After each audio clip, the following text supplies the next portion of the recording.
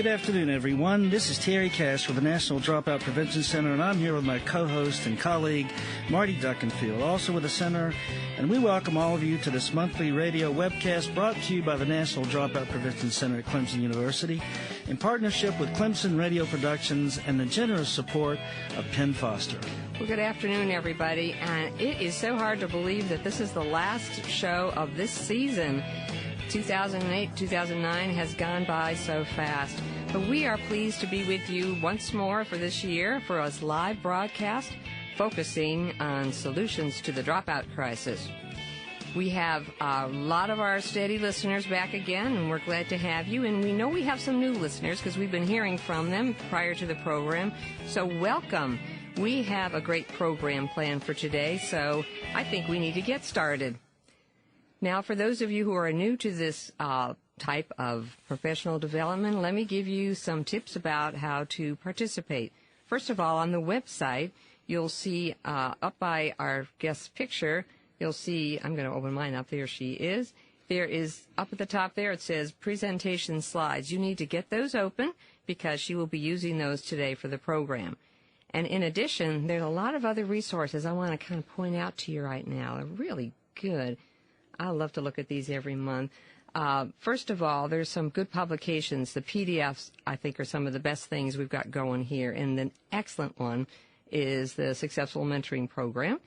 And we have some good websites. One has public service announcements that you can actually download and use to promote our topic, mentoring, this month. It's a long way from January, but National Mentoring Month is featured on here. And we have one of our publications that's quite good. And then as we move into the topic of children of prisoners, there's some good websites there. So there's just a ton of stuff here. And I point that to you now so you can look at that after the program. Well, Marty, I would say I can certainly assure our listeners that the Mentor Organization Toolkit is worth the price of today's admission. And also the training guide by the National Dropout Prevention Center offers some do's and don'ts as well as some other practical applications of mentoring. So I do encourage our listeners, to take a look at some of the resources available. I think so. And really on the top of the list there is that organization that our guest represents, Mentor. They have so many resources there that it would take you a year to go through them all. So it's a great site. Now, we would love to have you become an active part of the program today. This is a radio call-in show, and those of you who are listening now are listening to it live. And there are two ways you can connect to us. Because it's a radio call-in show, you can call in and engage in a conversation and questions with our guest. And this is our toll-free number. Write it down. It's 888-539-8859. And if you are possibly listening to us through the Internet outside the United States and want to call the U.S., and then the area code is 864, and it's 656-4549. So that's how you can call us, but you can call us now or at any time, and we'll try to break as appropriate to get your call in and your questions in, and we may put you on hold for a few minutes, but we're going to try to get to as many of your questions as we can. Now, we also take email questions sent to our email address, which is ndpc@clemson.edu. And it would be helpful if you would put the word solutions in the subject line, and then that'll jump out at me as I monitor this. So we'll try to get to as many of those questions as well.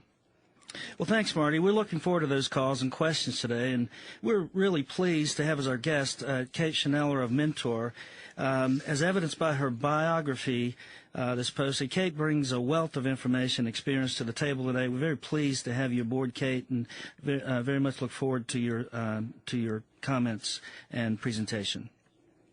Well, I have to say I am absolutely thrilled to be here. I think that the National Dropout Prevention Center is just an amazing resource at a national level, and I'm really looking forward to speaking about the positive effects of youth mentoring today. Well, thank you. Those of us involved in social services or education-related profession fully understand the impact of mentoring as an effective strategy for all youth, but particularly for those most at risk of school failure and dropout. And, Kate, we're really excited to hear about mentoring as a dropout prevention strategy, how to build a successful mentoring program, and mentoring children of prisoners. So we look forward to your comments. And again, for those, if you have questions, the toll-free number is 888-539-8859. And for those calling outside the U.S., it's 864-656-4549. Okay, excellent. Well, we have a lot to cover in this hour, but I'm looking forward to it. We're going to walk through sort of the basic A to Z of what makes a good mentoring program and what makes it such a successful prevention dropout strategy. And then we're also going to look towards the end of our hour together of a really exciting opportunity through the federal government called Caregiver's Choice, which is a 3-year demonstration project. And I'm also the project director of this particular program. And I'll just reiterate, I love questions, and I really enjoy an interactive audience. So please feel free to call in or email any questions. I'm also happy to follow up by phone or email with anything that we're not able to get to during this hour. So I just wanted to start out a little bit with just a brief sort of background of who is Mentor. We are the largest mentoring advocacy group in the world. We've been around since 1990, and we really have sort of a 3-prong approach towards mentoring. First and foremost, we want to make sure that we're helping to fund and have the most recent research out there in the field. We also work hard advocating on Capitol Hill to make sure that our elected officials don't forget that mentoring is vital and it needs to be funded. And then finally, we're really proud of the fact that we have a number of tools that we provide, for the most part, free or very low cost to mentoring organizations nationally. And we're going to talk a little bit later about the Elements of Effective Practice Toolkit, which just is a phenomenal resource for mentoring programs. And we're actually currently working on the 3rd edition, which hopefully will be done, I think, sometime in July or August, so very soon, so we'll let you all know. We also have a 10-part research in action series, and then recently just completed a special toolkit for mentoring programs to provide outreach to immigrant and refugee youth.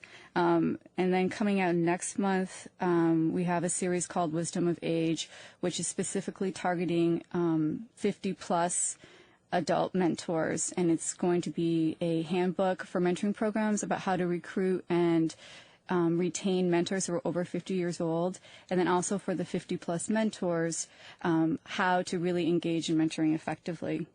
We also work to create mentoring partnerships around the country, which are supposed to sort of act on the local level of what we do on the national level. We have, I think, 28 currently. The goal is eventually to have a mentoring partnership in each 50 states. And we currently have about 4,600 programs in our national mentoring database.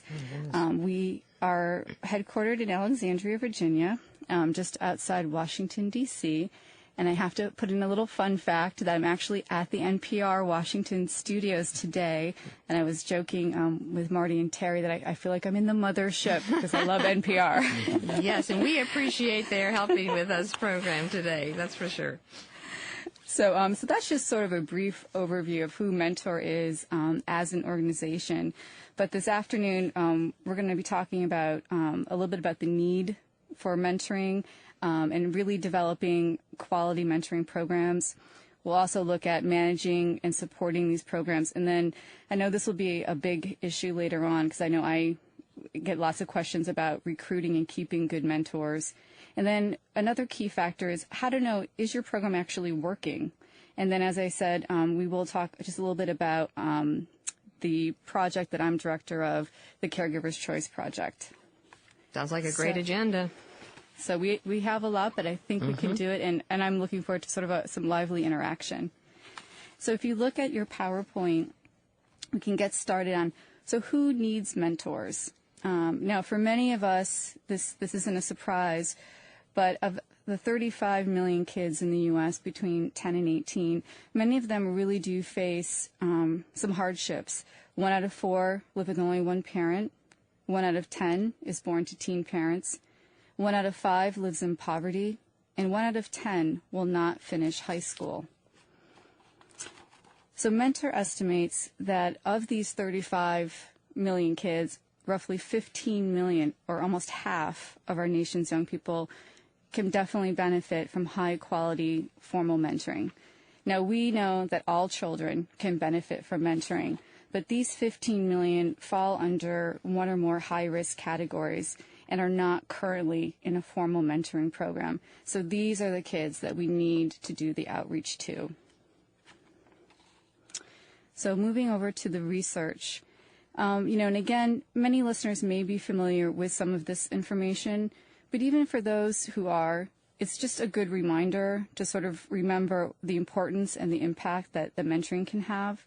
So if we look at what the research says, let's take a look first at sort of the impact related to school and school performance. So we know from the research that mentoring helps improve school connectedness. Kids have a better attitude towards school, towards their teachers. They feel better about the work that they do, which of course with that confidence boost leads to better grades. And finally, school-based mentoring in particular helps improve peer relations and that whole sense of belonging and feeling that they have a place. Continuing with the benefits of mentoring as related to school, mentoring helps reduce the rate of absenteeism.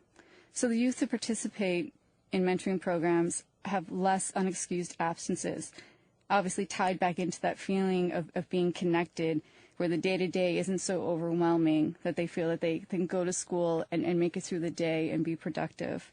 And evaluations of mentoring programs seem to indicate that whether it's one-to-one mentoring or group mentoring, they all result in better school attendance. On to the impact of familial relationships. Mentoring helps improve relationships with parents and guardians. And I think sometimes that's an added positive impact that sometimes we don't think to measure as much as we do with sort of the tangibles of school performance. But mentored youth show improved relationships and communication with their families. And they also experience just a better sense of self-worth and better general parental relationships. So it really is amazing how mentoring can really be that bonding factor, not only with the school community, but with the family community as well. This part's been really interesting to me because we do a lot of work in looking at why students are at risk, why they're dropping out, and then developing that resilience that helps counteract those risk factors. So the things that you're talking about here with mentoring just fully show how these risk factors can, yes, be difficult, but there's plenty of hope through mentoring to help develop resilience in ways that you have outlined here. So I find this section kind of interesting. And I just, on an anecdotal level, this reminds me of a school-based program that I had run, and I remember we were meeting. It was supposed to be the initial match, and we had the new mentor and the mentee, and we were meeting after school at the guidance counselor's office, and we were waiting, the new mentor and I, to meet the mentee and his mom, and we were waiting and waiting and waiting, and finally the guidance counselor came in and said, "He's in the bathroom crying. He had a very hard day today at school. They had a big meeting with all of his teachers, the guidance counselor, and he was hiding from the new mentor, thinking this mentor is not going to want to mentor me when all these other adults in my life are telling me what a hard time I'm having at school." So we rescheduled. A week later, came back. It took a number of months of trust, and it's one of those situations where that mentor constantly said, "You can do this. You can, excel at school." We got the guidance counselor on board, tying into the whole idea of everyone being involved. The mom was supportive of mentoring. And from a kid who thought that he wasn't going to be able to graduate, he's now thinking about college. And I know that's the best case scenario, but I always think of that day where he was hiding in the restroom, crying, thinking that no one would want to mentor me because I'm not doing well in school. These stories are powerful, and I'm sure many of our listeners may have some to share as well, and we do invite you to share those with us today at 888-539-8859. And this is a perfect segue then into our sort of next section where we're going to kind of really get into sort of the nuts and bolts. But, we know that the research attests to the positive effects of youth mentoring. And we're going to look at an overview of establishing, supporting, and evaluating your mentoring program. The how to build a successful mentoring program using the elements of effective practice is just truly an amazing resource to have. There's a free downloadable version online at mentoring.org, our website. The actual CD is available. It's a nominal fee. I think it's $25. But as I said, it's all for free online, and it's literally hundreds and hundreds of pages of tools and information that walks you through each step to make sure that you're really providing not only quality mentoring, but that you're ensuring you're going to sustain it. And each element is discussed in depth. So we're going to kind of use that as our guide as we go through the next section of sort of getting into the nitty-gritty of how to establish and support a good mentoring program. So if we look at the program and design, and whether you're just starting out or you're an established organization, or maybe you're an organization that's looking to embed a mentoring program within your current structure, or maybe you need to sort of re-examine your own program if things don't seem to be working. I know it sounds basic, but it's so important. You really need to revisit the who, what, where, and when. And I really recommend, especially if you're either just starting out or if you have a program that's been struggling, and it's been struggling for a while, to do a community assessment and really take a look at who are the key stakeholders in your community, and always make sure you include some youth input. I think sometimes that's a fatal mistake that some programs make. They don't get the voices of the youth represented. And then also take a look at these stakeholders. What do they identify as the main concerns or issues in your area? You may think you know, but when you start actually asking people, it may be vastly different depending on which population you're speaking to. Take a look. Is there really a real need for a mentoring program? Are there already other mentoring programs in your area? And if there are, who do they serve and how do they serve? Should you partner with this group, or can your program fill a gap? These are all really important things, and they sound sort of like no-brainers, but I think sometimes people forget that they really have to look at it comprehensively. And so once you do that assessment, you kind of know where you're starting from, you can start looking at what are the key strategies that you have. Take a look at your management and staffing plan. Think about what are your goals. Realistically, how many employees are you going to need? How many FTEs are you going to need? Your growth. Think about your financial plan and try to think several years out so that you really, nothing's worth, especially when you're dealing with youth, to start something and you haven't thought it through, so you're not going to be able to sustain it, and you have these children that are now entrusted to you. And diversify. I think we all know that as well, especially in these current economic conditions. Once you've got those two things figured out, really look step by step at your implementation plan. Really block out your actions and what are the goals for each of those. And then think about how you're going to evaluate your impact. And we're going to discuss this a little bit more later. But really know up front what you're going to consider your successes. And how are you going to measure those? And what will that mean to you and to your stakeholders? So these are sort of the basics we're going to kind of take a look at. Kate, I'm really glad that you mentioned the evaluation piece. Mm-hmm. Quite often, evaluation is left out of mentoring programs, and I know you're going to talk a little bit more about it in depth here, but it is a component that's often left out of many mentoring programs that I've seen. Absolutely. And it's a key part because you need to know what's working, what's not working, and do you need to adapt what you're doing? Absolutely. So if we look at program management, and we'll kind of go through this part, I think, a little bit more quickly, but especially at the very beginning, it's good to have an advisory group just to sort of have that expertise to be lent to your program.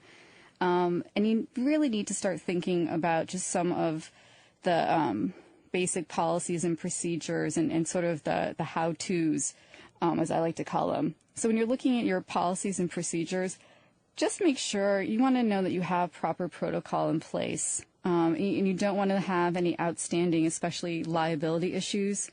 So you need to think that through. How are you going to do your case management? How are you going to fund what you're doing? And enhancing staff skills, I just kind of wanted to highlight this because I think this is important, especially in the nonprofit world where, usually people aren't in it for the money. It really helps to give training opportunities and recognition to your staff because it will do a lot and go a long way to keep staff retention at high levels and reduce the burnout. So that's really important. And think about your marketing and how you're going to acknowledge people that are participating and who can be the natural advocates for your program and how you will be an advocate in your community. Taking a look at program operations, these are sort of the absolute nuts and bolts, the core how-to we have written here. And we'll look at each of these also a little bit more in depth, but we'll take a quick overview of these components. So first and foremost, recruitment plan for mentors and mentees. And we'll talk about this in a minute, but if you could see me, I'm smiling because I've done a lot of technical assistance with struggling mentoring programs. And by far, this is one of the biggest challenges many programs have. And we'll talk about that a little bit more in depth. Screening for mentors and mentees, obviously a huge component.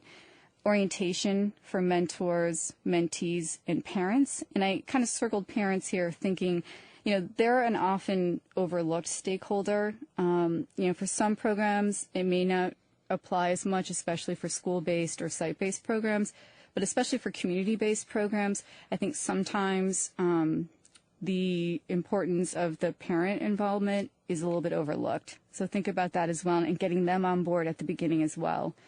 Training for mentors and mentees, having that pre-established criteria. So as you're matching, you have rhyme and reason, how you're going to facilitate the actual match meetings, the importance of ongoing support and supervision, and the recognition which leads to retention. And finally, sort of what are the next steps? So when the relationship naturally comes to an end, as it will eventually, setting up productive exit interviews or options for rematching. Well, can we take a break here a second because we did have Sure. a question come in, and I know you like to deal with those. This is from someone from Boys Hope, Girls Hope of Detroit, Ibone Colbert. Or maybe it's Colbert, but I'm just so used to Stephen Colbert that I'm saying Colbert. So if I've said your name wrong, my apologies. But here's the question, Kate. Sure. What suggestions do you have for dealing with students who are resistant to having a mentor when they really need one? I have definitely dealt with this firsthand in running programs. I think a lot of it is in the approach. I think a lot of it also depends on how the program is marketed within the school. Because some kids, depending on the age, and I'm not sure if what age the children are, but I have found just personally with middle school and high school students, there's such a strong sense to belonging that being earmarked is different, or feeling that you're being singled out is a really powerful feeling for them. And they want to feel like in some way, am I defective? Why am I being singled out? Only, kids with, problems need mentors. And I actually found that I made it a very positive, and the spin that I always put on it was the fact that and I know this sounds somewhat, Pollyanna-ish, but it was effective, where we spoke about, listen, this is your opportunity to have a special adult in your life that other kids in your class don't have. What you do with it, what you make of it is your own, but you're given an opportunity right now that could be life-changing potentially, and not all of these other kids are getting this opportunity. And for some reason, my experience is that has clicked. And I think it's sort of tapping in, and that might be even, where you do a little survey of your students. Like, what would make them, what would attract them? What would make them feel, hey, I want to participate in this mentoring program? And that feedback could be really vital. You might almost consider it sort of like a quasi-focus group. Right. Well, I hope that answers your question, Ebony from Detroit. We appreciate your asking it, and call if you want to exchange any more dialogue with Kate. But, Kate, let's go onward now. Sure. So we're talking about mentor recruitment. And for many programs, as I said before, this can be one of the biggest challenges. And I know that I have worked with a number of programs where sometimes we've really had to break down their recruitment strategies into tangible, itemized goals, usually monthly, but I know I did, in one case, we actually broke it down to weekly goals. I don't think most programs are maybe faced with that big of a challenge, but it's actually helpful. And I would recommend, if you are having difficulties recruiting, break it down to at least monthly goals for the next 3 or 4 months, just to sort of check in and make yourself accountable. But, the best recruitment plans always include honesty. What can someone realistically expect from a mentoring relationships? And I kind of like to steal the catchphrase, from the ad, the toughest job you'll ever love. But you need to be realistic, both for the mentors and the mentees. But for the mentors, they need to know what the natural challenges and the rewards are going to be. It will be tough, but obviously the rewards are huge. And in some cases, as we know, sometimes it's the mentor that benefits the most as far as feeling like they've made a difference. I also think about who is actually conveying your message and making sure, for example, if you're recruiting at a workplace, maybe for a site-based program, do you have a board member that is part of the business community? Maybe with your assistance, they should be the one delivering the message. I'd also just like to point out, make sure that how you convey the message and your marketing materials. I know this sounds sort of straightforward, but I've definitely seen a lot of programs that will consistently say, I can't recruit men, we're not getting male mentors. And when I look at their brochures, all of the photographs are of women. Mm-hmm. Or if they're trying to recruit from a particular community, they're not showing people from that community in their marketing materials. So there's a disconnect there. So that's also very, very important. And I'd also like to point out, how are you saying the message? Are you making mentoring sound like it's something positive? Or are you highlighting sort of the negative activities? It's that whole sort of asset-based marketing versus need-based. And I'm definitely a proponent of the asset-based. Also take a look at, what do your mentees need? And sort of an extreme example might be, if you're trying to find volunteers at a school-based program, maybe the person who works full-time and has young kids isn't the right market to be going after. Maybe you look at the retirees, people that have time during the day that could actually volunteer with your program. Try to make sure that you find enough potential mentors that you're really able to focus on the eligibility criteria for making the match. You really want to try to make a match based on the right fit and not by who is available. I think we'd all agree we'd rather not match a child if it's not the right fit than just for the sake of making that match. I think that's a great point. Yeah. Absolutely. And then also think, beyond the mentoring, a lot of volunteers have diverse interests and backgrounds. Think example of people with financial expertise that maybe are retired. Can they help your, organization with fundraising, event planning? Do you have anyone who's a graphic designer? Can they help you do sort of free marketing with brochure design or advertising? You may even have attorneys that could give you pro bono legal advice. I know I ran a program where we had a mentor who was a professional nature photographer, and he donated his services, and we created a calendar for a fundraiser, and it was beautiful. He took pictures that he had taken from all around the world and gave them to us for free. So those are things to think about as well. And to think that, when someone, maybe even a mentor who needs a break from mentoring, or maybe they started to go through the mentoring recruitment process and realized it's not a good fit for them right now, they could be vital to helping your program just in general sustain itself or to promote itself better. These are terrific ideas, because I think many people who are like Terry and myself, for example, we might enjoy being mentors, but we have to travel a lot, and we understand that need to be regular with our mentee. But we have a call right now that I think would be fun for us to take, and we have Mary calling from Columbia, South Carolina. So, Mary, welcome to Solutions, and if you got a question for Kate? I do. Hey, Marty, how you doing? I'm doing fine. Good. I am just in awe of all this information. I love it. I've already picked up on a lot of great ideas, especially as it relates to, recruitment. But my question is, Kate, thank you so much for sharing your expertise. Midlands Tech is a community college, and we're beginning a mentoring program, trying to target the young people around in our community. And what suggestions or what experiences can you draw on that can, give me some guidance, give us some guidance as to how we might be able to get our college students interested in the mentoring? And you said it well, we don't want just bodies. We want people that are really going to be committed. Do you have any suggestions?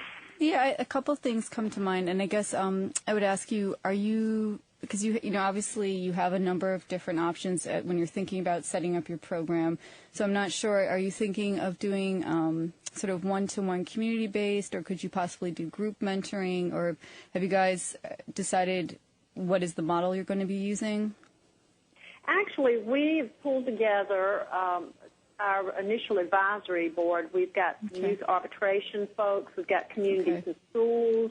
So we've pulled together already some people who've expressed their needs. And things that have come out were, ways to do group mentoring and also the individual. So we're not really tied down to anything in particular, but the group was, for me, was interesting because I'd not thought about that. But yeah, because the one thing I would just say is also keep in mind with college students as well that they'll probably be more on a 9-month schedule as opposed to the 12-month. It's just something to keep in mind. But I know I've worked with programs that worked with primarily college students, and they have, there's definitely one-to-one has been very successful, but I know for some of them group mentoring has been really successful, especially given that the fact that many of the college students aren't necessarily around in the summertime. So the group mentoring and, maybe 4 or 5 kids working with a couple of mentors seemed to be effective because they could keep sort of a continuity when one mentor wasn't available. But also, quite frankly, because some of the college students aren't that much older than some of the kids that they're mentoring, it kind of created a comfort zone, and just developmentally they were closer that way, and it kind of made it a little more productive to have all of them kind of work as a group. So that may be something to consider. Kate, I might also add that I'm working, I have a program in Alaska working with the Yupik Eskimos, in which we have an e-mentoring, an e-mentoring program in which we have trained high school students to mentor elementary students and et cetera. So that, Mary, might be one consideration. E-mentoring is certainly it's been around a while, but we're looking at that particularly for students who are on the go and may have time after normal hours and et cetera. So yeah, that's absolutely great. Idea. Yeah, I think I would. I'm sorry. Go ahead. Oh yeah, no, I was just going to concur with Terry. I think that is an excellent component, and especially with the tech-savvy younger people right now. And it can either be a great supplemental tool to that face-to-face mentoring. It can also be sort of a way to keep that continuity when the college students aren't available. And there's a number, you can choose to do sort of a web-based application where the mentors and mentees log on to a secure site. Many programs choose to do that. We have on our website, mentoring.org, there's a sort of, we call it the e-mentoring clearinghouse. So there's a bunch of information that kind of walks you through it. But I think Terry's right. That's a really excellent option, especially for that age group. It's wonderful. Thank you. And I'm not tech savvy, I'll be honest. I'm just bare minimum. But you're right. Our kids today, that's what they're into. So I hadn't even considered that as bringing it back to the group. But thank you so much. This has been great. Well, thanks, Mary, for calling in. And there's that whole wonderful audience out there of college students, and I would advocate high school students as well as potential mentors. So great questions. And, hey, we were just taking notes about the e-mentoring clearinghouse, so everybody's learning something today. Let's keep going, though. We got a lot to talk about still to go. Excellent. So we'll go into some screening issues. And I have to say, I always put myself in the position of, what if my 2 kids, and they're young now, but what if they wanted a mentor down the road? So, I truly appreciate just like the trust and faith that parents have in programs to ensure their children, are being matched with a carefully screened mentor. So screening is really dear to me, and I really take it so seriously. Some of the suggested components that we look at, obviously, at the very least, you need to have the written application. You really just try to get a sense of why someone wants to be a mentor. And then when there's the fingerprint checks and other related criminal background checks, I know a number of organizations use name checks, and then additionally DMV records, sex abuse registries. And it's interesting. I've learned just sort of from state to state, many states have different laws and costs associated with doing the background checks. I know, for example, I believe it's in Florida, anyone working with children has to have the fingerprint background check, where in many states you do not. Some states will provide volunteers who are going to work with kids free fingerprint background checks. Many do not, but there's a number of options, but you should have something in place. Myself personally, I would recommend having the fingerprint check, but in some places that's not always a viable option, but definitely have some sort of criminal background check in place. Character references, we recommend at least 3. Face-to-face interview, I think, is really crucial, because not only can you learn a lot more about the person than what's on the paper application, but it can also help you with your matching later on when you're thinking of who this prospective mentor would be a good fit with. And realistically, you might also, through this process, and especially in the pre-match training, realize that certain volunteers may not be ready for mentoring, or they may realize that at this time they can't make the commitment.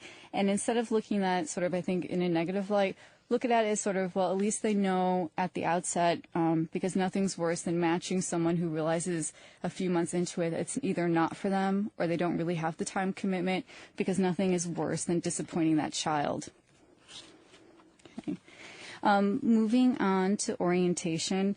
Depending on your program design, most programs should have something in place for the mentors and mentees. Sometimes, if it makes sense, the parents are also that component that may be factored in to your orientation. But just make sure that you have an overview of the program. Make sure that you introduce the responsibilities and what the commitment is. And that's going to depend on what kind of program that you're running. If you have a community-based program, obviously the responsibilities and expectations are going to be different than maybe a school-based program. Make sure everything's in writing and all the program policies and procedures are clear. Make sure that the mentor-mentee matching process is fully defined, and that and we recommend that you have a contract. And I know in some of the community-based programs that I've worked with, we also had a parent sign a contract as well, usually at the first meeting, because even though it's just something small, when you sign your name on something, there is some sort of impact that makes you feel more invested in that relationship or in this partnership. Define the roles and responsibilities of the mentor. And then another big one is make sure that everyone understands what is legally mandated for a program to report. The bottom line, you want to make sure that everybody knows at the outset what is and will be expected and what the protocol is for different kinds of situations and which circumstances may require involvement from law enforcement. We move on to training.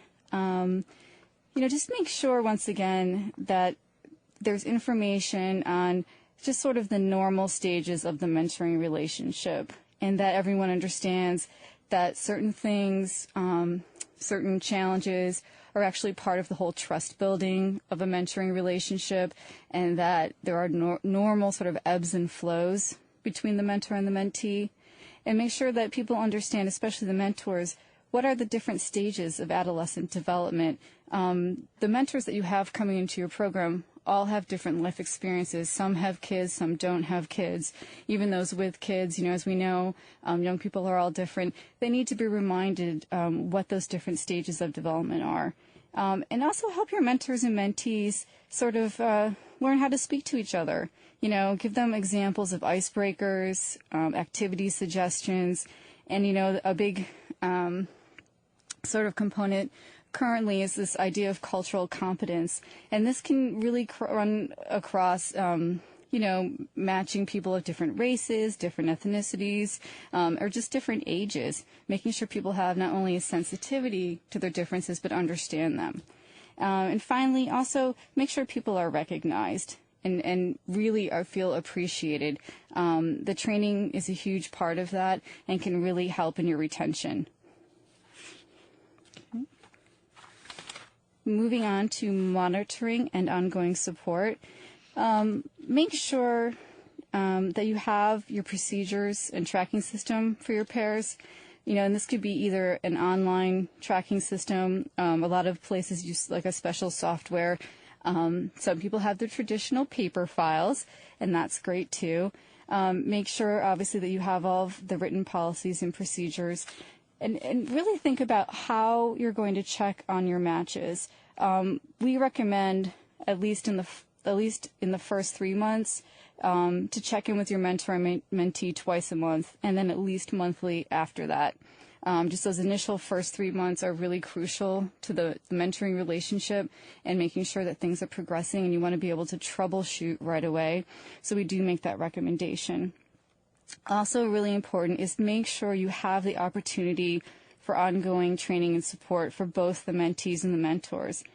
We recommend at least quarterly, and especially with the mentors, mix the topics up. What are some of the common issues the mentors face? Do you have local experts that might be willing to come in and provide like free or low-cost trainings? I'm thinking, do you have an adolescent psychologist who could come in and talk to the mentors about adolescent development? Do you have counselors from your health department who could talk about alcohol use? I had someone come in and speak about, issues affecting young women, and also try to incorporate at least one session where your mentors can sort of have a general feedback, kind of facilitated check-in, where your program coordinator kind of can let them have a sounding board through their moderation. And it will give a chance for the more experienced mentors to offer insights to the newer mentors.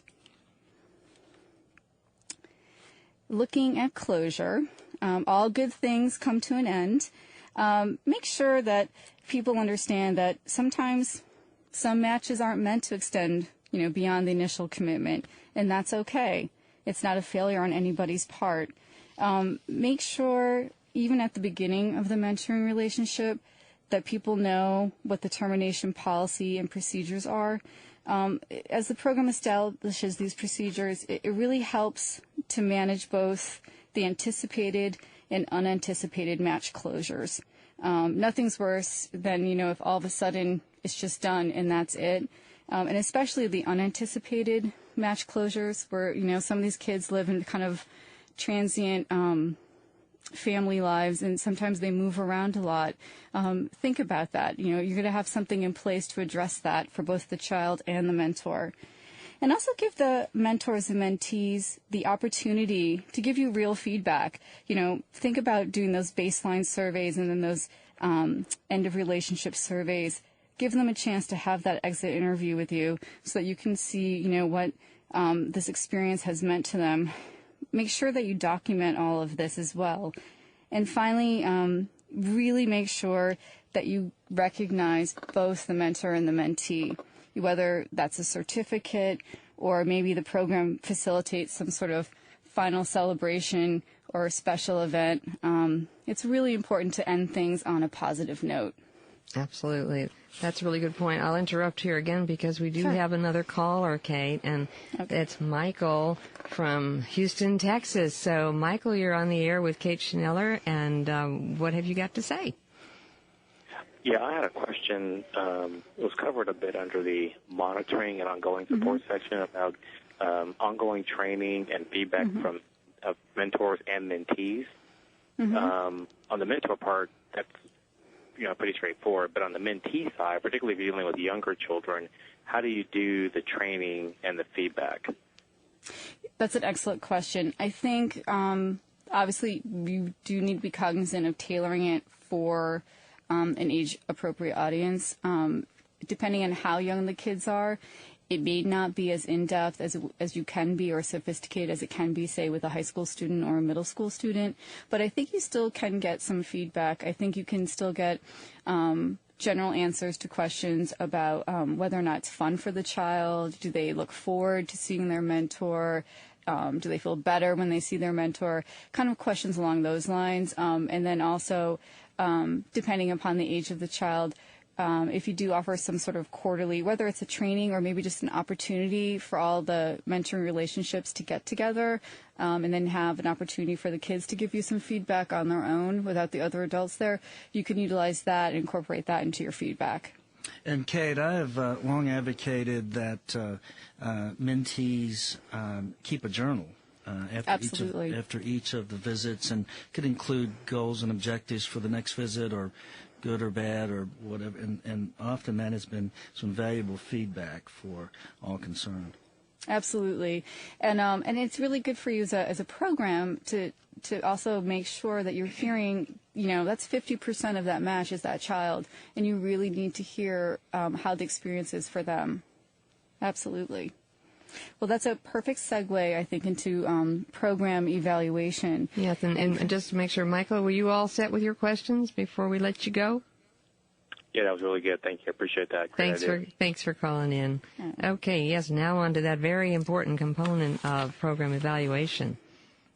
You really want to make sure, as you're thinking about, has your program worked, has it been successful, to really think about, have you developed a real plan to really assess what your program has done and what you plan to have your program do. So you need to decide, first and foremost, the program process. Focus on, you want to see whether a program, is your program being implemented as you intended it to be? Is it being experienced by the mentors and mentees like you wanted it to be? And are there changes that you need to make that need to address any problems that may have arisen through the course of implementing your program? And then you need to look at your expected outcomes. So what, if any, effects is your program having? And you're looking at your evaluation findings. You're really trying to see, do I need to redefine my program? And how am I reporting this to my key stakeholders? And fundamentally, is this evaluation providing my staff with ways that they can increase efficiency, improve their processes, and really most importantly, increase the impact that your program is having on the youth that it serves. So those are really sort of the fundamentals, but really crucial things to consider when trying to look at how effective your program has been and if you need to make any changes. Kate, before you go on, I have a couple of things I'd like you to quickly touch on. And one, we often see lunch buddy programs and that are called mentoring programs. And if you could just quickly address that. And then another one is the research on the program delivery. Does the research suggest that one-to-one mentoring or group or e-mentoring is more effective? Just a couple of things to consider. Well, I think it really depends upon you really need to think about what your expected outcomes are. And we'll get into that a little bit here. But I think the research shows, in general, the consistency of the mentoring is the most fundamental key, whether it's the one-to-one or the group mentoring or even e-mentoring. A lot of it has to do with consistency and duration. So those are the two most vital aspects. I think in general, sort of the one-to-one mentoring has sort of been traditionally the one that we think of when we think of a sort of a standard mentoring component. But I'm going to say that I think the research is starting to show that other forms of mentoring can be just as effective, but a lot of it does come down to what your expected outcomes are, and what you're hoping to measure. So I don't know if that completely answers your question. I don't want to sound like I'm wishy-washy on that, but I think we're still developing. I think the research is still coming in on that, and I think we're realizing that mentoring in different forms can be just as effective. Exactly. So that's that would be my take anyway right now, just from what I've seen. Does that answer your question, Terry? It does. It does. Thank you very Okay. much. I think you're right on target with that. Okay. Instead of going through sort of the final parts of program evaluation, just to sort of keep in mind, so we talked about looking at your process, your program process and your expected outcomes. And here's just some examples of some of the tracking information that you want to take into consideration. And some of this is very straightforward, but you know what? It's just good to make sure that you're itemizing everything so that you don't miss anything. So think of, how many youth have you mentored? How many mentors do you have? What's sort of the dosage of your mentoring? And what's your retention of your mentors and mentees? So what seems to be sort of the average length of your mentoring matches? Do most or only a few matches choose to continue? And I'll just quickly sort of interject. I did TA with the program last summer, and they were great at recruitment, like excellent at recruitment. They could not retain their mentors at all, which is usually the opposite problem. And I actually thought, this is the first time I've heard of a program who can recruit. Well, then we started to look at it, and you start realizing you're missing those other components that we know are so key at retention: the support, the ongoing training opportunities, the recognition. They weren't in place, and so therefore they didn't feel valued, they didn't feel supported, and quickly these mentors dropped out. So just wanted to throw that in there. Also take a look at, do you have certain performance or achievement outcomes that you need to report on? Sometimes, depending on the kind of program, or the program model, that will sort of dictate what you're measuring for your outcomes. And sometimes, and I know I have been in this position, where you really fundamentally have to report to specific grants. There are certain things that you are being asked to meet your grant requirements. So that's something to think about as well. Well, we're coming to a little pause here before you dig into this wonderful project you're going to talk about. But I have just got to say, you have presented a wealth of information which could be overwhelming to our listeners.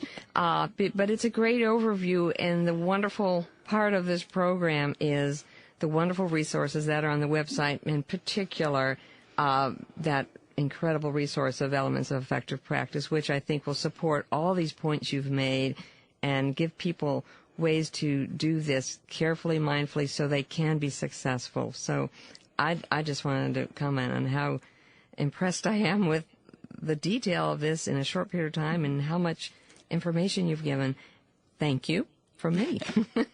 Well, I have to say thank you. I was a little concerned. It's a lot of information, but it's such important information, and it's just so hard to separate each component because you really do need to look at it in its total view.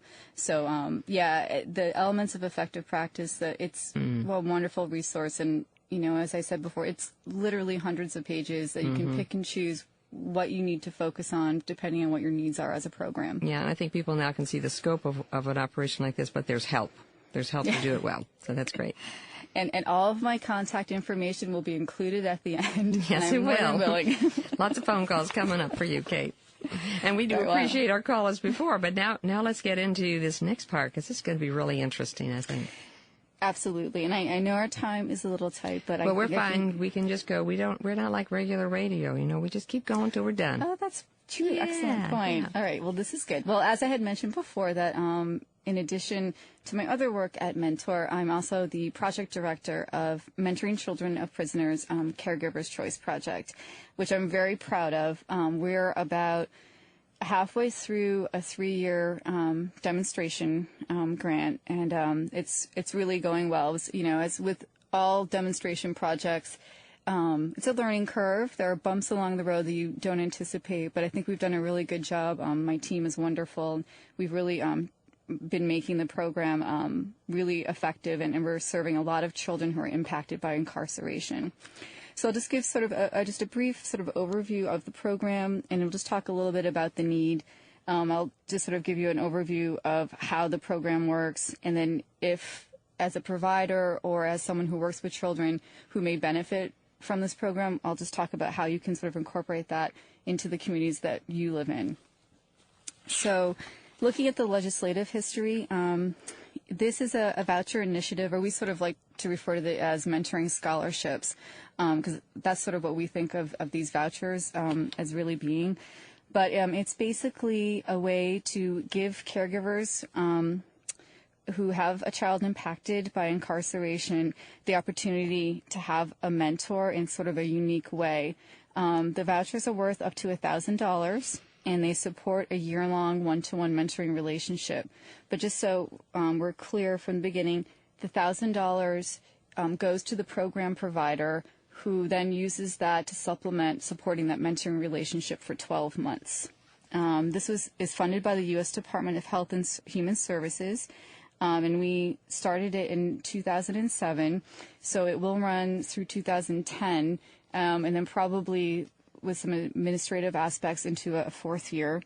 The basic hope is that children between the ages of 4 and 18 who have a parent in federal or state prison can be matched with a caring adult mentor for 12 months. One part that I always like to highlight, and that's why I have it here in that first page, is that all of the program providers have to go through an application process and make sure that they're adhering to basic quality standards. And this does include, in the case of Caregiver's Choice, the use of the FBI fingerprint criminal background check for all volunteer mentors. And I bring that up because I know many programs do not do the FBI background check, but we're bound by the legislation of the federal government that all mentors who will participate in Caregiver's Choice have that. So I know I field a lot of questions from potential program providers about that aspect. You don't have to do it for your other mentoring matches, but for those that you'll utilize towards Caregiver's Choice, you definitely need to have the fingerprint check. Okay. Just kind of understanding the need, and it was before we went on the air today, we were talking just about kind of realizing that there are a lot more children out there that are affected by having a parent who's incarcerated, I think, than many of us realize. And here's some pretty staggering statistics. The number of children under age 18 with a mother in prison more than doubled since 1991. The majority of prisoners reported having a minor child, a quarter of which were age 4 or younger. More than a third of minor children will reach age 18 while their parent is incarcerated. And incarcerated parents of minor children are most likely to be age 25 to 34. So you can really get a sense of how pervasive this is an issue in the United States. And Kate, I can say Marty and I were in Alaska last week attending a conference, an educational conference, and presenting and going to other presentations. And in one, there were about 50 teachers or more, 50 teachers and administrators, and the presenter asked the audience to raise the hand if they had taught a child or had somehow worked with a child in the past year whose parent had been incarcerated. And over 30 teachers, over 30 of the participants raised their hand. It was amazing.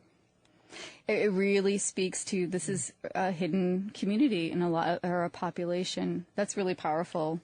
That's amazing. And that ties into, that's why I've included in my PowerPoint presentation this reflection from a teacher in Pennsylvania, where I'll just read it quickly. It says, after taking a course on children of prisoners, I included a math problem that asked children to calculate the distance that John would travel to visit his mom in prison, going 45 miles an hour for 8 hours. 4 children in my class spoke up about having an incarcerated parent during that lesson. I had no idea that I had any children with parents in prison in my class. So I think that really underscores, Terry, what you've just said, that it's much more prevalent than any of us, I think, realize. And that's why I feel so strongly about this particular program.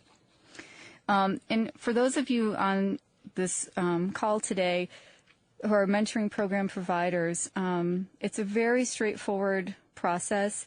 If you want to apply, there's an online application that takes maybe like 20, 25 minutes to complete, but just basically make sure that you're meeting certain basic standards, certain, are basically our elements of effective practice, and make sure that you're able to work with these families of the incarcerated.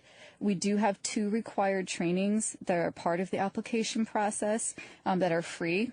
That we have every week. One of them is a 2.5-hour interactive sort of conference call training about working with children of prisoners and kind of understanding the nuances of this population, and also making sure that not only are you able as program staff better able to understand their circumstances, but then you can impart that knowledge onto your mentors as they start to work with these kids who have parents in jail.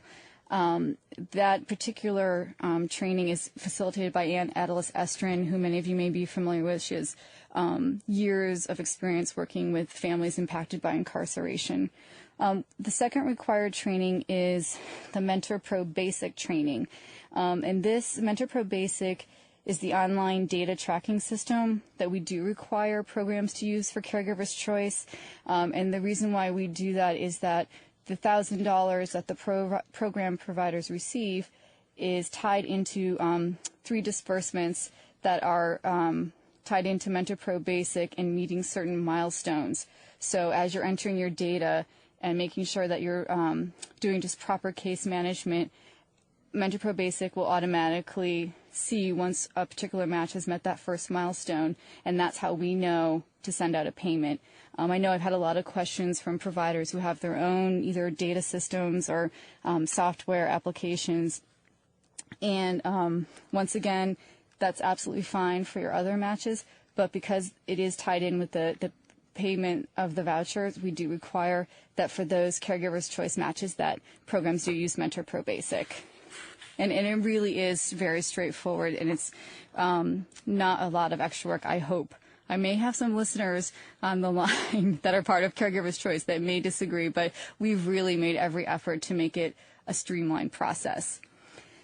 For the caregivers or the parents of the children, the way the program works is they'll submit an enrollment form, and they can either go online, call an 800 number, or fill out a paper application, and they'll submit the child enrollment form, and usually within 3 to 4 business days, they'll receive a welcome packet, and that welcome packet will have a list of all of the approved providers within a 50-mile radius based upon that child's zip code, and that's where the choice aspect comes in.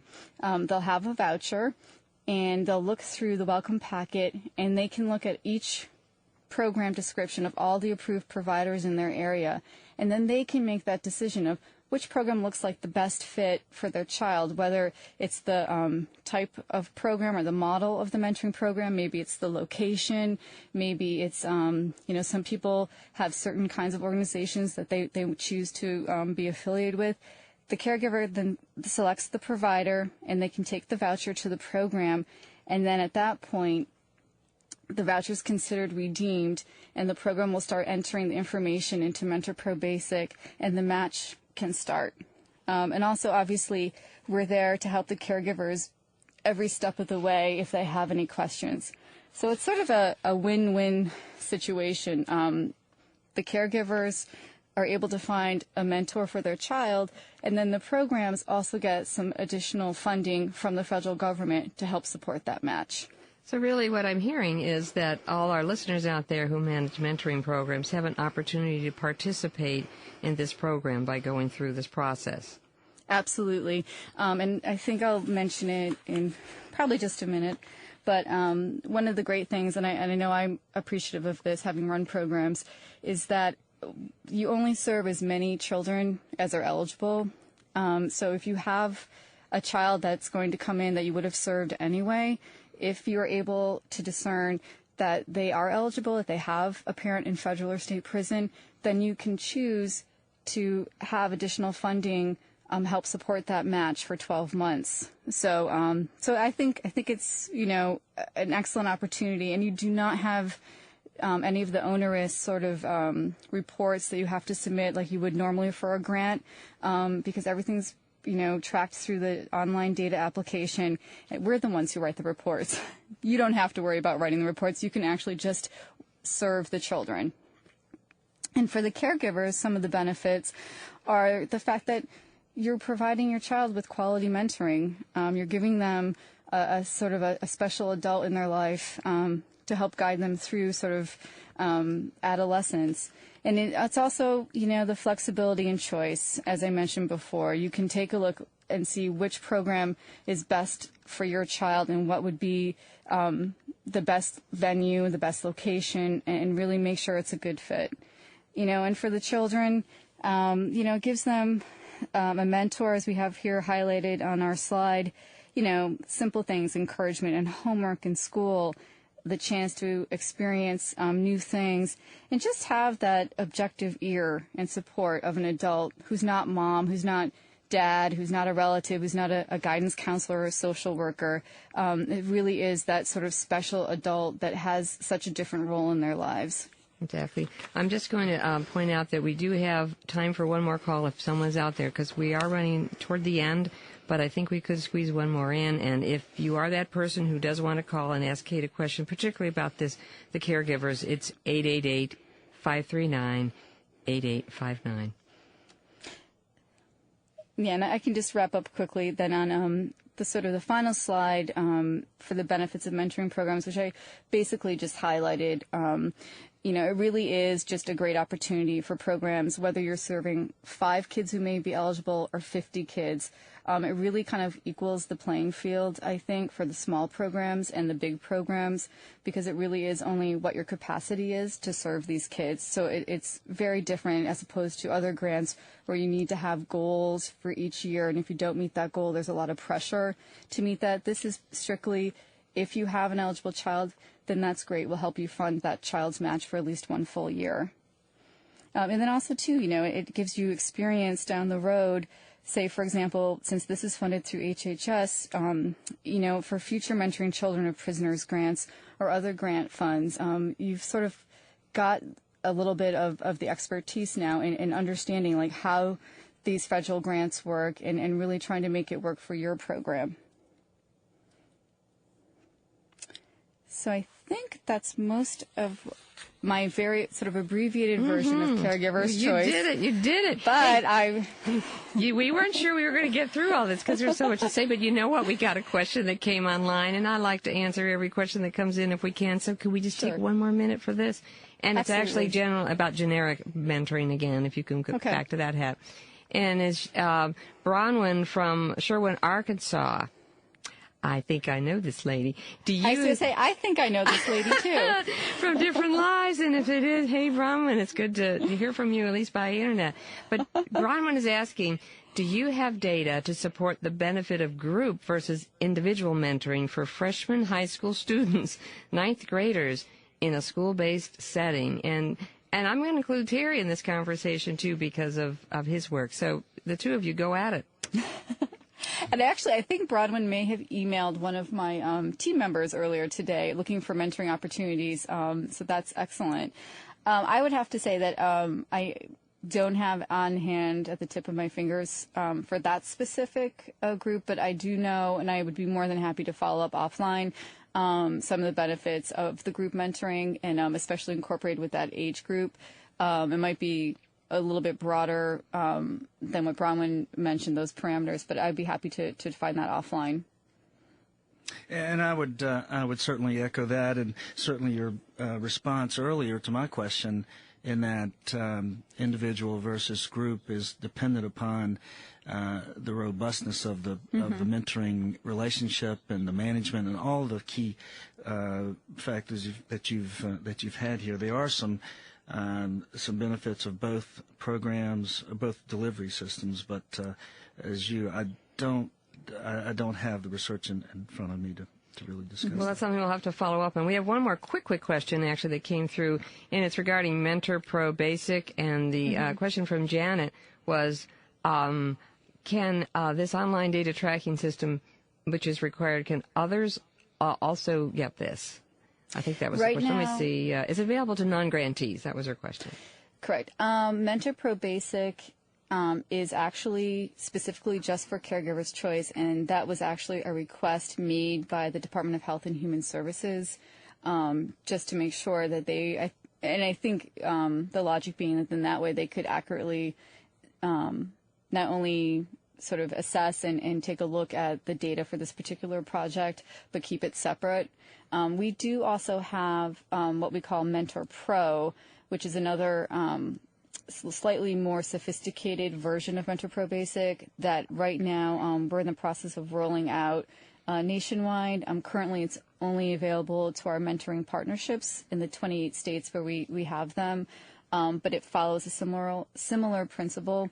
So right now, unfortunately, Mentor Pro Basic is not available. But there are a number of online applications that other organizations use that are along similar lines. So if those were something that Janet's interested in, I'd be more than happy to either email her or talk to her later and give her some recommendations. Great. Thanks, Kate. Well, Marty, the hour's flown by. Gosh, it has. I'd like to thank all of those who logged in, and we have certainly had a valuable learning hour, not only about mentoring, but also specifically about the Caregiver's Choice Project. I think all of our minds have been expanded this past hour, and we sincerely believe that our listeners have found that today's program and the resources provided will offer great insights into mentoring and how to do it well and ways to integrate it into your youth programs. Yes, this has been, as always, one of the great learning hours of my month, and I appreciate that fact. And, this radio webcast, like all our radio webcasts, is going to be archived. So if some of you missed some of it or you want to share it because it was so terrific, you want to share it with all your friends, it will be on our website, Eric, within an hour or two. So just go on there and look at the archived programs. And this is a great professional and development opportunity for you and your colleagues. And I want to thank our guest for this month, Kate Schineller. Kate, you've given us plenty of good guidelines in order to get started in this important area. It's now up to each of us to explore further what you've presented and begin to apply these solutions to our work in ending the dropout crisis. Yeah, thank you, Kate, for being with us. It's been great having you. Well, thank you so much. This has been a really great experience. I've had such a good time doing this, and I look forward to hearing from any folks that have any other questions. My contact information is on the PowerPoint, so feel free to give me a call or give me a shout. Absolutely. I think we will. This has been great. As I mentioned before, this is our last broadcast for the school year, and over the summer we're going to be thinking about programming for the fall.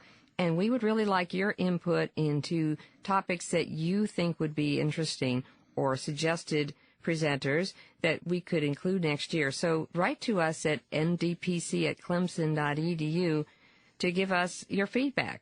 So for those of us here, listen to the broadcast again and again. We have, by the way, 15, Terry, archived programs. I was counting them. If I counted right, we've got 15, including this one. So if you miss us over the summer, you can listen to us again and again and again. You can download it to your iPod, and Terry, we're on iTunes, don't you? This is my pride and joy. I love to tell my nephew this. We're on iTunes. So you can actually subscribe to that. No kidding. It's a great way to keep up to date when we have busy lives. So look forward to seeing everybody in the fall. We'll be back here with programs on graduation coaches, career technical education, and all kinds of things that you're going to suggest to us on Tuesday, September 8th at 3:30. So until then, everybody have a great summer, and thanks for joining us. Well, thanks to all of you for listening and participating. Remember, we know why students are dropping out of school, and with research-based solutions, we can assure that all students graduate. Join us on the second Tuesday in September for more solutions to the dropout crisis.